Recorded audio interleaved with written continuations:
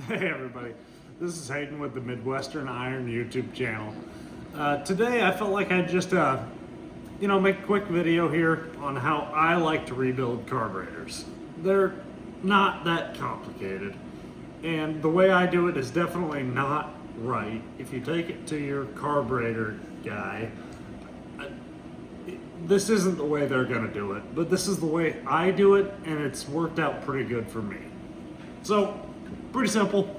This is the carburetor off that 77 F150.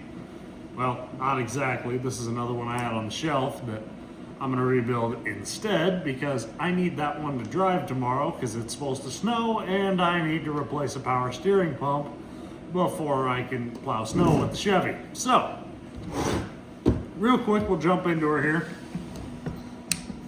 Pop off this top bowl. I've already got the carburetor mounting, the top hat mounting stud taken out.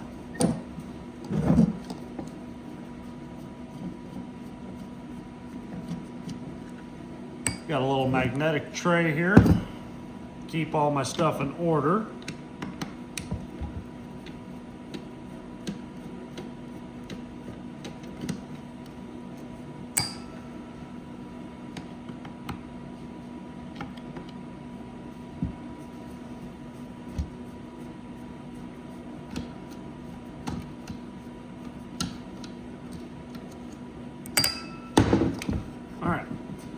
Typically your choke rod would be held on by a little snap ring here. This one has been apart apparently many times before, so that no longer exists. Hopefully the kit comes with a new one for us. Inside, not too terrible a shape really. Bit of stuff growing on the inside, but nothing that won't clean up quick. So inside here you've got your float, your needle and seat. This float height will determine when the needle and seat closes. Come right in here on these Ford carbs. Pop that little snap ring off. That'll let you pull the whole float assembly out. Just pop it off somewhere to the side to keep it safe. This is when you should probably pull out the needle and seat, replace all this. Honestly, I just take a nice look down inside here. This one's in freaking great shape. I wouldn't have any reason to replace it. It looks like somebody's recently been through here. I can see the long piece sticking off the accelerator pump. I couldn't see replacing too many of these pieces. So from here, I'll hop on the front here, pop off the accelerator pump, grab our socket rail here. See which one of these wants to fit.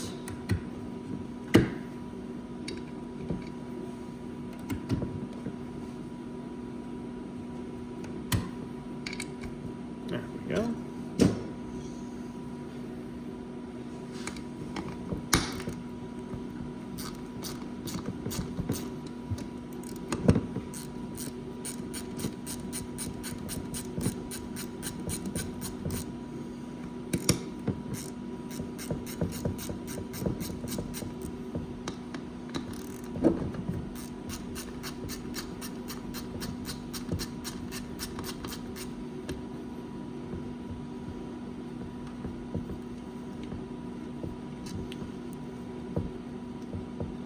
Take these 4 screws out and make sure you put them somewhere safe, because I know these like to hit the ground and roll as far away as absolutely possible.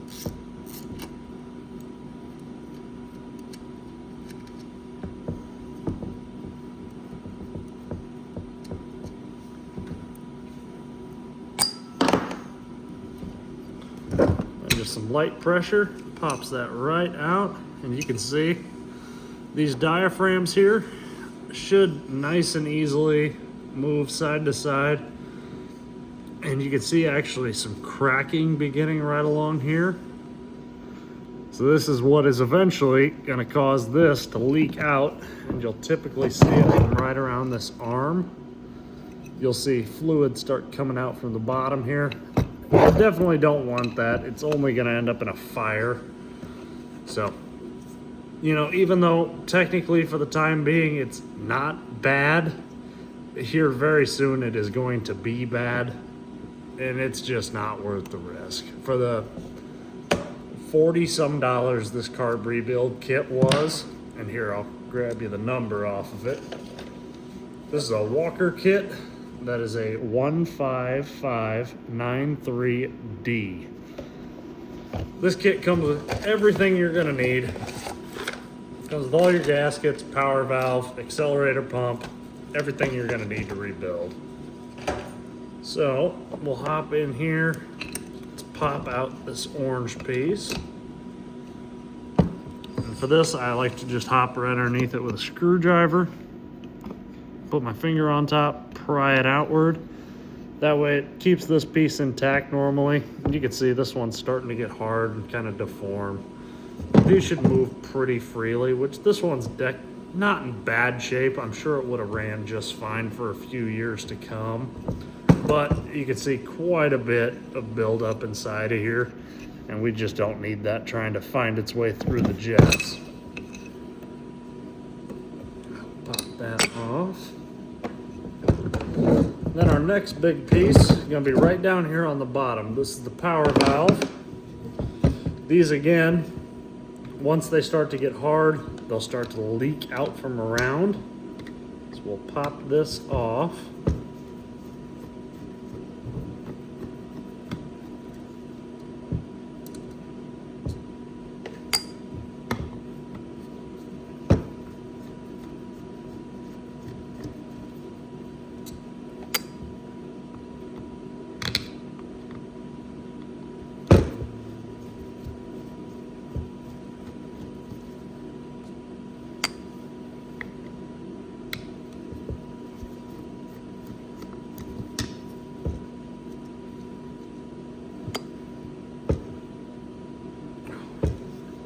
See if I can't get in here and just pry. There you go, pop right off. And again, good bit of buildup down inside of here.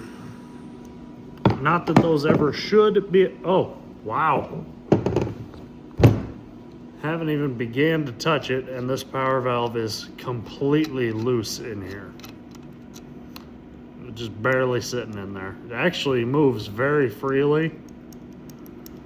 I would highly doubt that this would be an issue in any shape or form.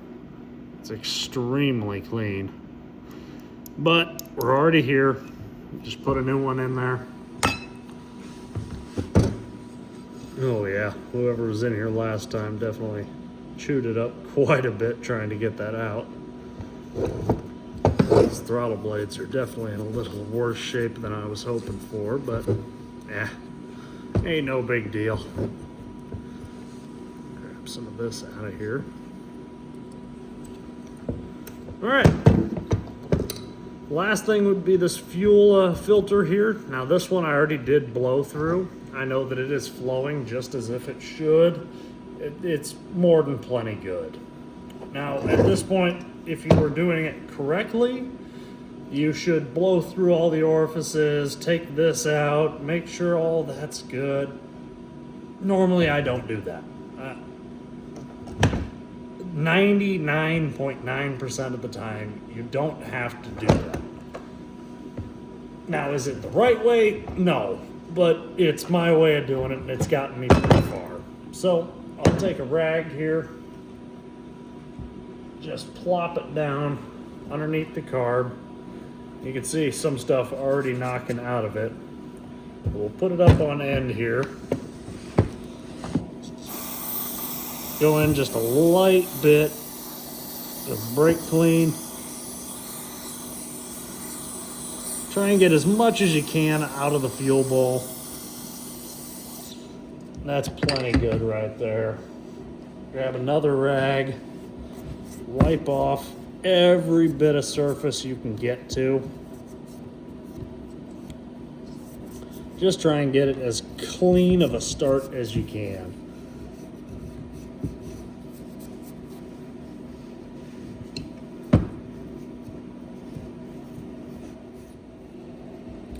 All right, so once you got this carburetor bowl just about as clean as you can get it, you know, it doesn't have to be perfect.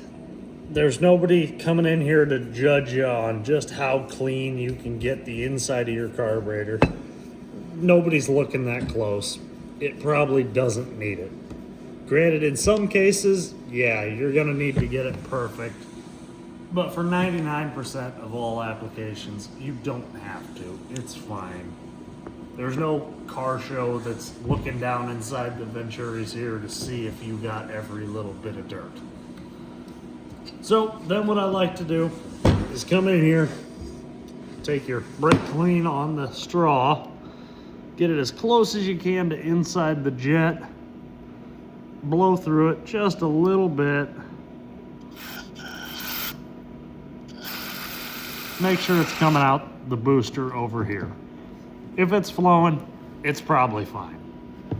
Again, same deal on this side. Get your brake clean right down inside the jet as close as you can get. And look at that, flowing just fine. Perfect, that's all I plan on doing with those two jets. So, now I'll come down here to the bottom side. I noticed some rust build up here, so just real lightly soak these down. And I'll actually use a wire brush if I can find one. Or plastic brush, that works fine too. Just to make sure none of this is gonna fall off inside the motor I'm putting it on.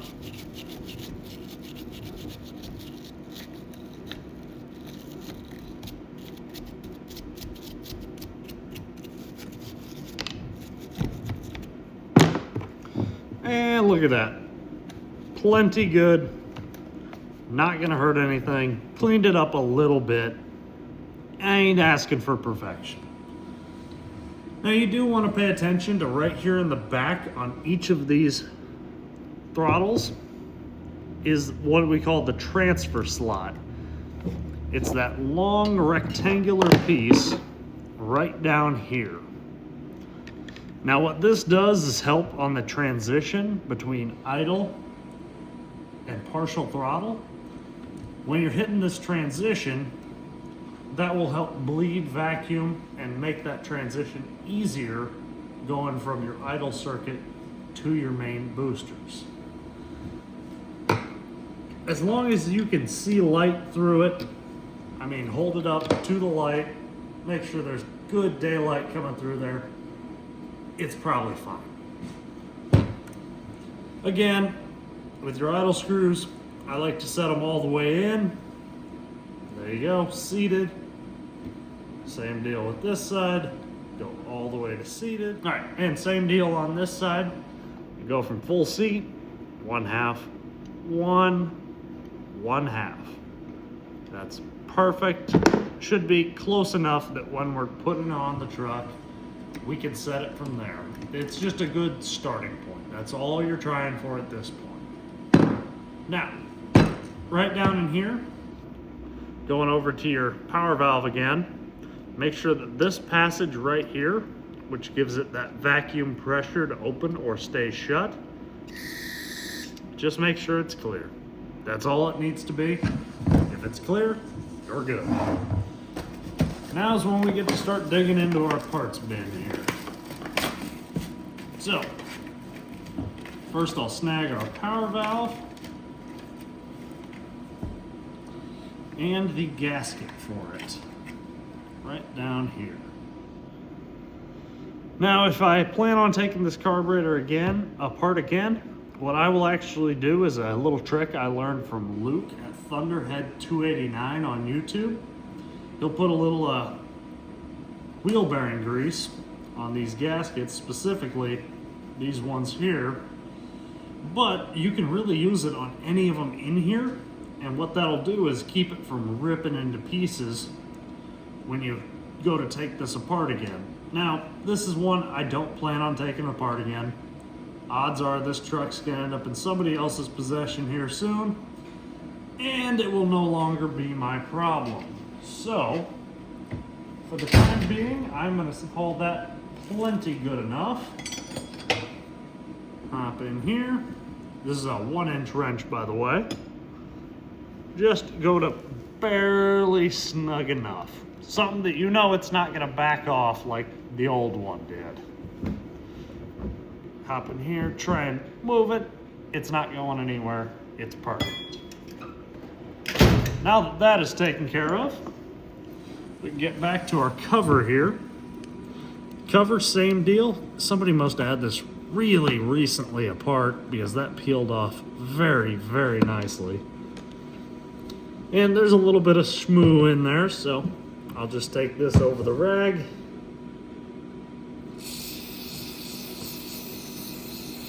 Blow it out.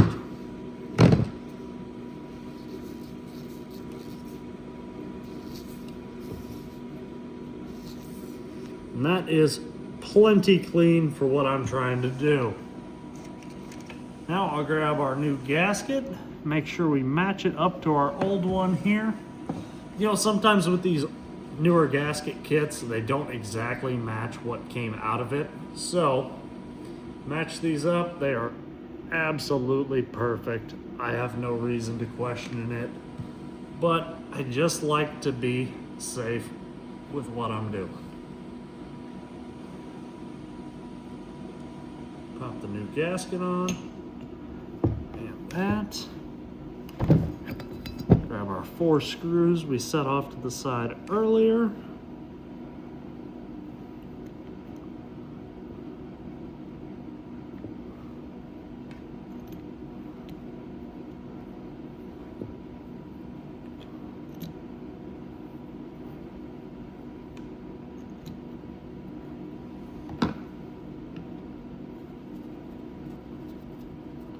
And with these, you just want to go to the point of snug enough. 2 fingers, more than plenty.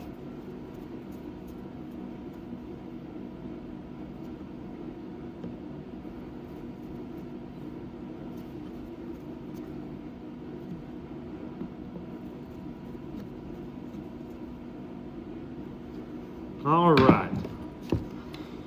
Now on to our accelerator pump. Same deal with this, pretty dirty up inside.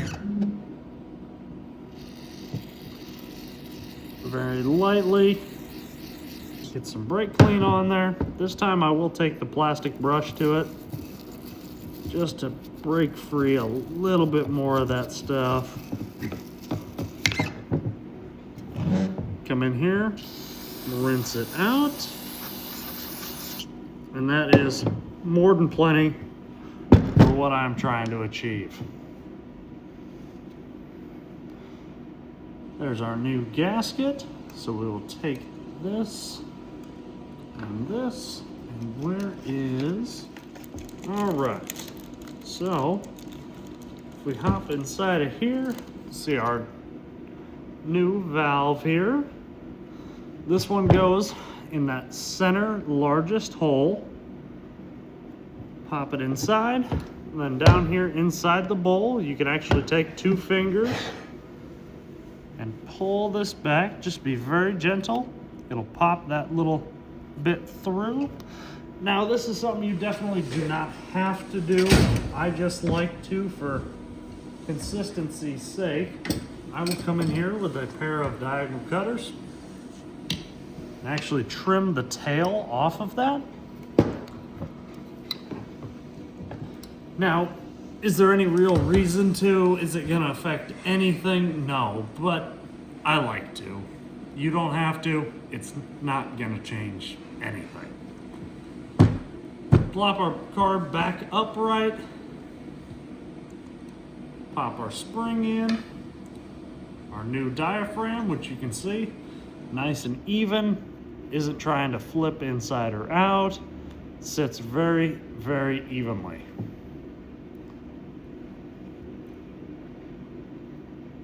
Plop it just like this, and you want that little raised portion sticking out so that way the accelerator pump arm which you can see has that same sort of notch to it. Can actually push against there. And you know, now that I'm looking at this, let's take a moment here just to clean this out. Is this dirt in here probably gonna hurt anything? No, but hey, you know, we're already here. There's no easier time to do it than right now.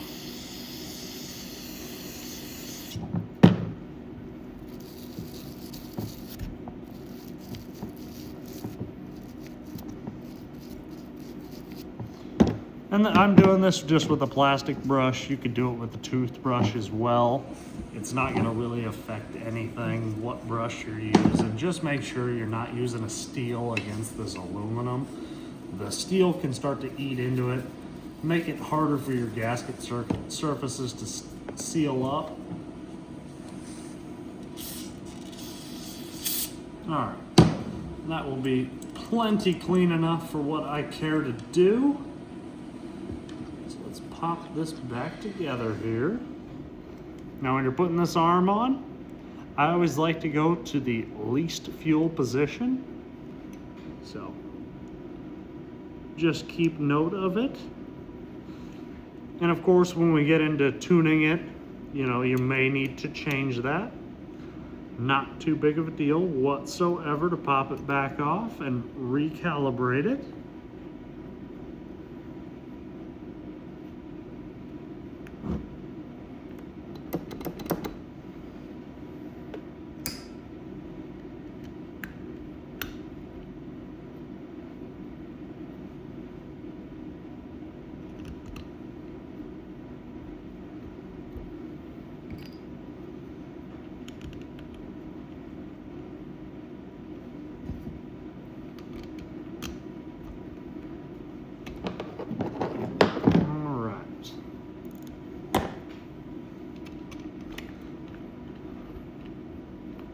I always like to just run these down by hand and then come back in and make sure that everything's sat down correctly.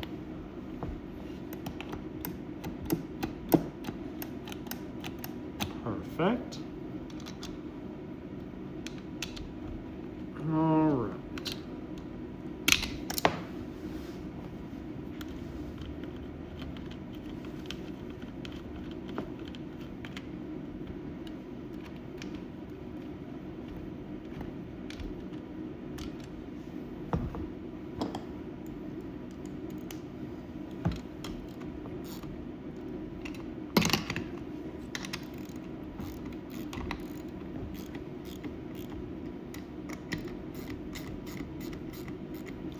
And again on these, just very, very lightly torqued. There's no reason to go crazy on these. All you're gonna end up doing is stripping out that cast aluminum.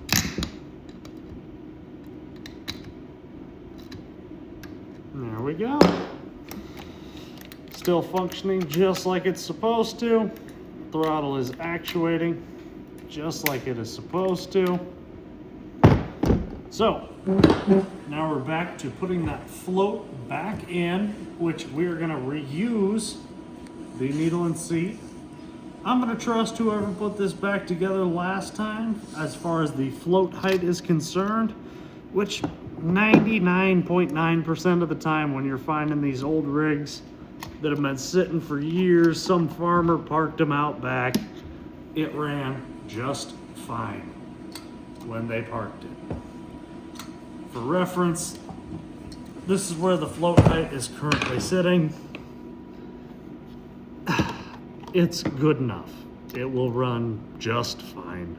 I'm not worried about it one bit. So at this point, we are ready to put the top of the carburetor back together. Make sure you pop that old gasket off, which this one is not in bad shape by any means. Now, when you get these kits, they do come with a few different style of gaskets. Make sure to take your old gaskets, match them up with your new ones. Make sure you are getting the right gasket back on here. All right, so once you've got your correct gasket figured out, biggest thing on these carburetors, make sure that that vacuum hole lines up with the hole in the gasket. These gaskets will absolutely fit if you flip them around backwards, but you are missing an entire sealing surface here, as well as that hole is not lining up. Easiest way, make sure your hole lines up there. Everything else will line up perfect. Kind of counterintuitive, you would think the cutout would be above your needle and seat, but on these it is different. Now, this vacuum piece right here, something that on some carburetors it's going to be rotted out and you should change. This one, it's been recently rebuilt and adjusted. So if I take my finger, pop this piece in, pop my finger over the hole, it is holding vacuum against me. So I am by no means worried about that at all.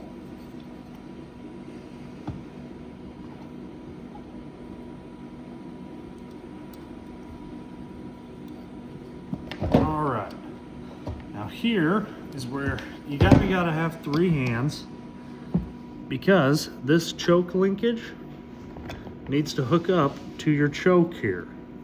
And of course it is cold as could be out here right now, so it is trying to set this thing to full choke. But if you just pop it in and use a screwdriver on the back side here, just motivate it to pop all the way inside there.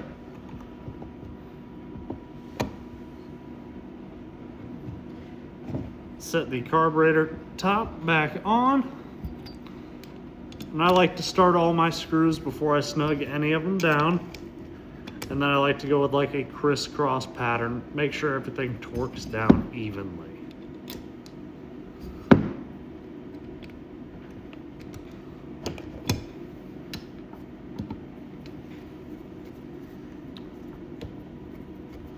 So I will bring this one to the point of snug.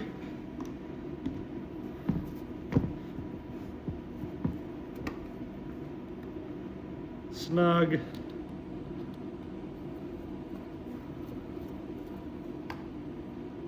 Snug. And lastly,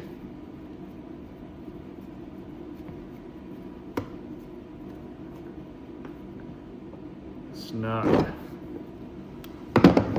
Now, that choke rod that we just hooked up needs to have a little C-clip holding her on. One of these kits here. All right, so as far as that choke linkage is concerned, this little tiny C-clip here is going to be what holds it on. So I like to get them just right in the end of a good pair of needle nose pliers. Now it's going to be kind of hard to see as I pop it on here, but you will make sure that choke linkage is all the way out so you can get that little bit exposed there, and just push forward. Make sure it is all the way on. And perfect. That C-clip is now locked in, and your choke will actually actuate like it is supposed to and not have a chance of popping off. That is my summary of how I like to rebuild these Autolite carburetors. Is it the right way? Not in the slightest. If you want to do it the right way, there's much better videos out there on how to do this proper. This is just my way of doing it, and so far it has done me pretty well. So if you like what you see, drop a subscribe, maybe a comment on what I can improve on. Thank you, and we'll see you in the next one.